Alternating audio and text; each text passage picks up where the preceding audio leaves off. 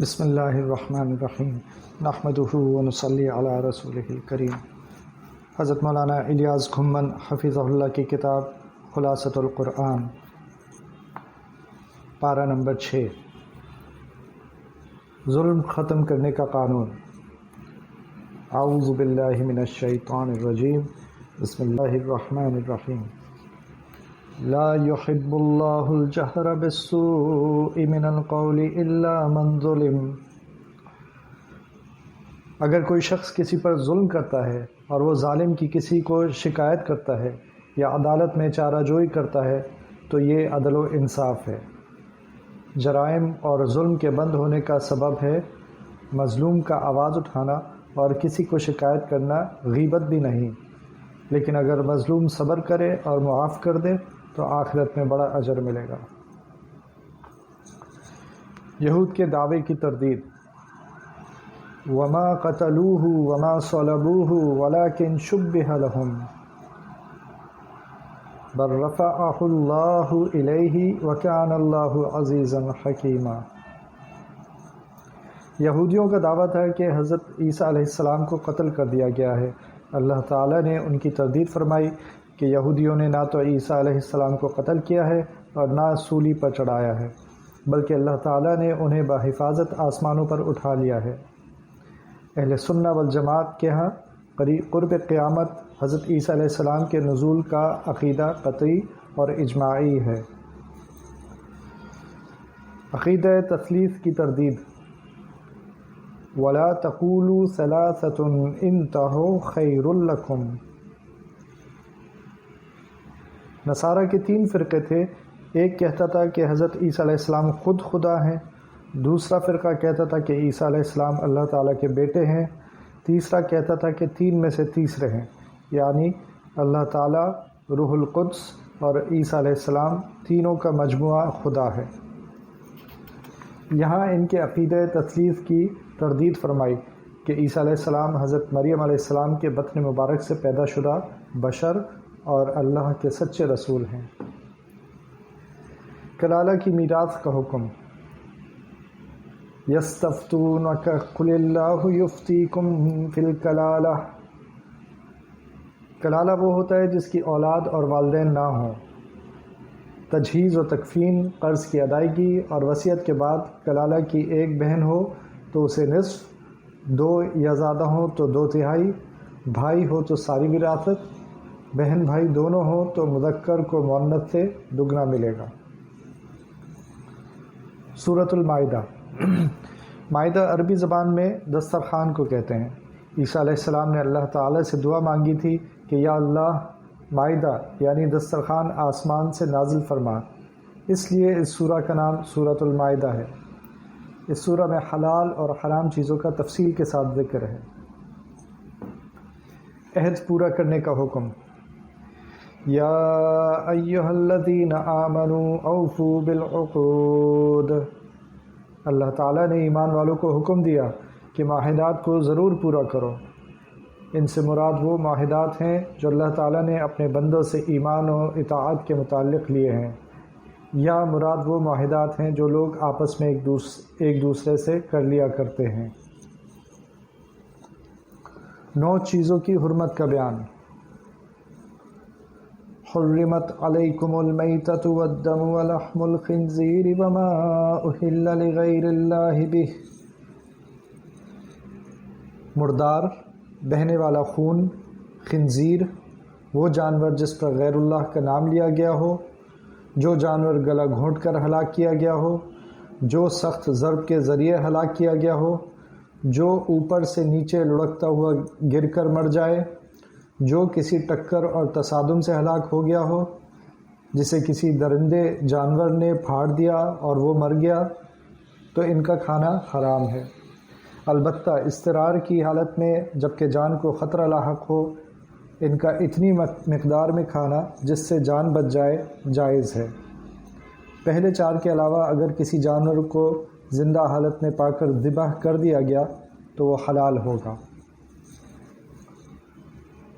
تکمیل دین کا اعلان۔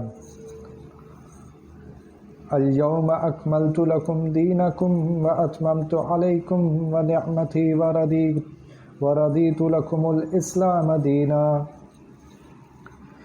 یہ قرآن کریم کی احکام کے اعتبار سے نازل ہونے والی آخری آیت ہے۔ اللہ تعالیٰ نے یوم عرفہ میدان عرفات میں اعلان فرمایا کہ اللہ تعالیٰ نے اپنے نبی محمد صلی اللہ علیہ وسلم پر دین کو کامل کر دیا ہے۔ دین کے مکمل ہونے کا معنی یہ ہے کہ اللہ تعالیٰ نے کچھ مسائل قرآن کریم میں بیان فرمائے، کچھ احادیث میں، اور کچھ مسائل کے لیے قرآن و حدیث میں اصول بتا دیے جن کی روشنی میں باقی ماندہ مسائل کو نکالا جائے گا۔ ان مسائل کو نکال کر دینے کے لیے اللہ تعالیٰ نے امت کو فقہا عطا فرمائے ہیں۔ اہل کتاب کے ذبیحہ کا حکم۔ وَطَعَامُ الَّذِينَ أُوتُوا الْكِتَابَ حِلٌّ لَكُمْ وَطَعَامُكُمْ حِلٌّ لَهُمْ۔ یہاں طعام سے مراد ذبیحہ ہے۔ اہل کتاب کا ذبیحہ مسلمانوں کے لیے حلال ہے، اور مسلمانوں کا ذبیحہ اہل کتاب کے لیے حلال ہے۔ اہل کتاب سے مراد وہ لوگ ہیں جو کسی ایسی آسمانی کتاب پر ایمان رکھتے ہوں جس کی قرآن و سنت تصدیق کرتے ہوں، یعنی تورات، انجیل، زبور اور صحف ابراہیم اور موسیٰ علیہ السلام۔ لہذا یہود و نصارہ اہل کتاب ہیں۔ عدل و انصاف کا بیان۔ یا ایہا الذین آمنوا کونوا قوامین للہ شہداء بالقسط۔ اللہ تعالیٰ نے مسلمانوں کو عدل و انصاف کرنے کا حکم دیا ہے، دوستوں سے معاملہ ہو یا دشمنوں سے۔ عدل و انصاف کے حکم پر قائم رہو، نہ تو کسی تعلق کی بنا پر اس میں کمزوری آئے اور نہ ہی کسی سے دشمنی و عداوت کی وجہ سے اس میں کمزوری آئے۔ یہود و نصارہ کے دعوے کی تردید۔ وقالت الیہود والنصارى نحن ابناء اللہ واحباؤہ۔ یہود و نصارہ کا دعویٰ تھا کہ ہم اللہ تعالیٰ کے بیٹے اور محبوب ہیں۔ چونکہ ہم انبیاء کی اولاد ہیں اس لیے گناہ بھی کریں تو اس پر ناراضگی نہیں ہوگی۔ ان کے اس دعوے کو باطل کرنے کے لیے نبی اکرم صلی اللہ علیہ وسلم کو خطاب کیا کہ آپ ان سے پوچھیں، اچھا پھر تم بتاؤ کہ اللہ تعالیٰ تمہیں آخرت میں عذاب کیوں دیں گے؟ سورہ بقرہ میں یہود کا قول مذکور ہے کہ اگر ہمیں عذاب ہوا بھی تو گنتی کے چند دن ہوگا۔ جب تمہیں خود بھی اقرار ہے تو کیا کوئی باپ اپنے بیٹے یا محبوب کا عذاب دیا کرتا ہے؟ حابیل اور قابیل کی داستان۔ وَاتْلُ عَلَيْهِمْ نَبَأَ ابْنَيْ آدَمَ بِالْحَقِّ۔ یہاں حضرت آدم علیہ السلام کے دو بیٹوں حابیل اور قابیل کا ذکر ہے۔ آدم علیہ السلام اور اماں جب دنیا میں آئے اور اولاد کا سلسلہ شروع ہوا تو ہر حمل سے جڑواں اولاد پیدا ہوتی تھی، ایک لڑکا اور ایک لڑکی۔ ان کا آپس میں نکاح نہیں ہو سکتا تھا، یہ حقیقی بہن بھائی سمجھے جاتے تھے۔ دوسرے حمل سے پیدا ہونے والے لڑکے سے اس لڑکی کا نکاح جائز تھا۔ قابیل کے ساتھ جو لڑکی پیدا ہوئی وہ بہت خوبصورت تھی، حابیل کے ساتھ جو لڑکی پیدا ہوئی وہ کم خوبصورت تھی۔ اسی وجہ سے قابیل حابیل کا دشمن ہو گیا۔ وہ چاہتا تھا جو لڑکی میرے ساتھ پیدا ہوئی ہے وہی میرے نکاح میں دی جائے۔ حضرت آدم علیہ السلام کی شریعت کے مطابق ان کا آپس میں نکاح نہیں ہو سکتا تھا۔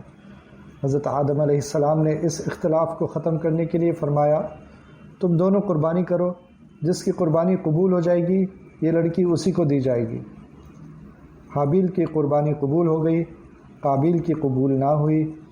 قابیل کو اور زیادہ غصہ آیا، اس نے حابیل کو قتل کر دیا۔ باغیوں کی سزا کا بیان۔ انما جزاء الذین یحاربون اللہ ورسولہ ویسعون فی الارض فسادا۔ یہاں باغیوں، ڈاکوؤں کی سزا کو بیان کیا گیا ہے۔ اس کی 4 صورتیں ہیں، ان کو قتل کیا جائے یا سولی پر لٹکایا جائے یا مختلف جانب سے ہاتھ پاؤں کاٹے جائیں یا جلا وطن کیا جائے۔ ڈاکوؤں نے دارالاسلام کے کسی مسلمان یا غیر مسلم کو قتل کیا، مال نہیں لوٹا تو ان کی سزا صرف قتل ہے۔ اگر کسی کو قتل بھی کیا اور مال بھی لوٹا تو زندہ سولی پر لٹکا کر نیزے سے پیٹ کو چاک کر دیا جائے۔ اگر صرف مال لوٹا ہے تو مخالف جانب سے ہاتھ پاؤں کاٹ دیے جائیں، اور اگر قتل بھی نہیں کیا اور مال بھی نہیں لوٹا تو ان کو زمین سے نکال دیا جائے۔ ان سزاؤں کا بنیادی مقصد جرائم کو ختم کرنا ہے۔ چور کی سزا کا بیان۔ والسارق والسارقۃ فاقطعوا ایدیہما۔ کوئی شخص کسی دوسرے کا مال کسی محفوظ جگہ سے بغیر اس کی اجازت کے چھپ کر لے لے، اس کو چوری کہتے ہیں۔ قرآن کریم میں عموماً خطاب مردوں کو ہوتا ہے، عورتیں ضمناً طبعاً شامل ہوتی ہیں، لیکن یہاں حد کا معاملہ تھا تو عورتوں کا ذکر بھی صراحتاً فرمایا، کیونکہ حدود شبہات سے ساقط ہو جاتی ہیں۔ چور مرد ہو یا عورت، اگر مال مسروقہ کا نصاب پورا ہو تو ہاتھ کاٹا جائے گا۔ یہود و نصارہ اور منافقین کا ذکر۔ یا ایھا الرسول لا یحزنک الذین یسارعون فی الکفر۔ یہاں مذکورہ 3 فرقوں کی عادت کو بیان کیا کہ یہ لوگ اللہ تعالیٰ کے احکام اور ہدایات کے مقابلے میں اپنی خواہشات اور آراء کو مقدم رکھتے ہیں۔ اللہ تعالیٰ کے احکامات میں تعویلیں کر کے اپنی خواہشات کے مطابق بنانے کی فکر میں لگے رہتے ہیں۔ یہاں ان لوگوں کی دنیا اور آخرت میں رسوائی اور انجام بد کا بیان ہے۔ یہود و نصارہ سے دلی دوستی کی ممانعت۔ یا ایھا الذین آمنوا لا تتخذوا اليہود والنصارى اولیاء۔ یہود و نصارہ سے دلی دوستی رکھنے سے منع کر دیا کہ یہ تمہارے ساتھ مخلص نہیں، ان سے دوستی رکھنے میں نقصانات ہیں، اس لیے تمہارا یارانہ صرف مسلمانوں سے ہونا چاہیے۔ اور یہی دستور یہود و نصارہ کا بھی ہے کہ وہ اپنی قوم کے علاوہ کسی اور سے دلی دوستی نہیں کرتے۔ اب اگر اس قرآنی حکم کے باوجود بھی کوئی مسلمان یہود و نصارہ سے دلی دوستی کرے گا تو وہ اسی قوم کا فرد کہلانے کے قابل ہے۔ مرتدین اور مخلصین کا ذکر۔ یا ایھا الذین آمنوا من یرتد منکم عن دینہ فسوف یأتی اللہ بقوم یحبہم ویحبونہ۔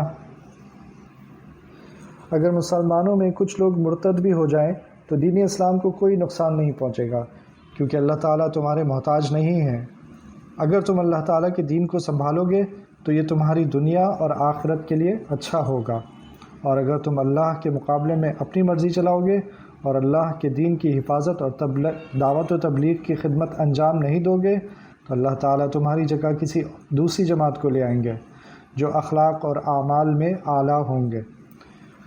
پھر اللہ تعالیٰ ان نئے لوگوں سے پیار کریں گے اور وہ اللہ تعالیٰ سے پیار کریں گے، اللہ تعالیٰ کے راستے میں جہاد کریں گے اور کسی ملامت کرنے والے کی ملامت سے بالکل بھی نہیں ڈریں گے۔ تبلیغ دین کی تاکید۔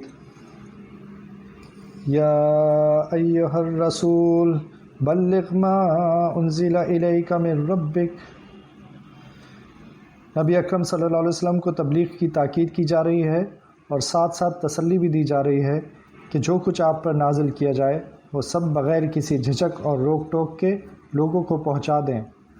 کوئی برا مانے یا بھلا، اور مخالفت کرے یا قبول کرے، آپ کسی کی پرواہ نہ کریں۔ اور تسلی بھی دی کہ دین نے تبلیغ دین میں کفار آپ کا کچھ نہیں بگاڑ سکیں گے۔ یہی وجہ ہے کہ رسول اکرم صلی اللہ علیہ وسلم نے پوری زندگی اس فریضے کی ادائیگی میں اپنی پوری ہمت اور قوت صرف فرمائی۔ یہود، مشرکین اور نصارہ کی دشمنی۔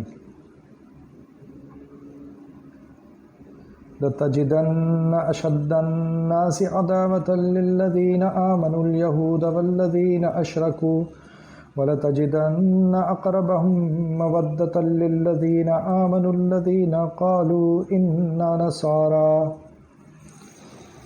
آخر میں ایک بات یہ بھی فرمائی کہ دیکھو تمہارے دشمن یہود بھی ہیں، مشرکین بھی، نصارہ بھی ہیں، تینوں تمہارے مخالف ہیں، لیکن ان تینوں میں سے یہود و مشرکین مسلمانوں کے ساتھ نفرت، دشمنی اور کینہ زیادہ رکھتے ہیں، اور عیسائی یہودیوں کی نسبت نرم دل ہیں۔ اللہ تعالیٰ کی بات برحق ہے، جو فرمایا 100% درست ہے۔ جب یہود اور نصارہ ہمارے دشمن ہیں تو ہمیں بھی اس بات کا اہتمام کرنا چاہیے کہ ہم بھی انہیں اپنا دشمن سمجھیں، خیر خواہ نہ سمجھیں۔ اللہ تعالیٰ نے اپنے پیغمبر صلی اللہ علیہ وسلم کو قرآن کریم کی سورۃ البقرہ میں فرمایا وَلَن تَرْضَىٰ عَنْكَ الْيَهُودُ وَلَا النَّصَارَىٰ حَتَّىٰ تَتَّبِعَ مِلَّتَهُمْ، اے میرے پیغمبر، یہ یہود و نصارہ آپ سے تب راضی ہوں گے جب آپ یہودی یا عیسائی ہو جائیں، والعیاذ باللہ، اور ایسا ہونا نہیں۔ اللہ تعالی ہمیں حضور اقدس صلی اللہ علیہ وسلم کا سچا امتی بنائے، شریعت کے مطابق زندگی گزارنے کی توفیق عطا فرمائے۔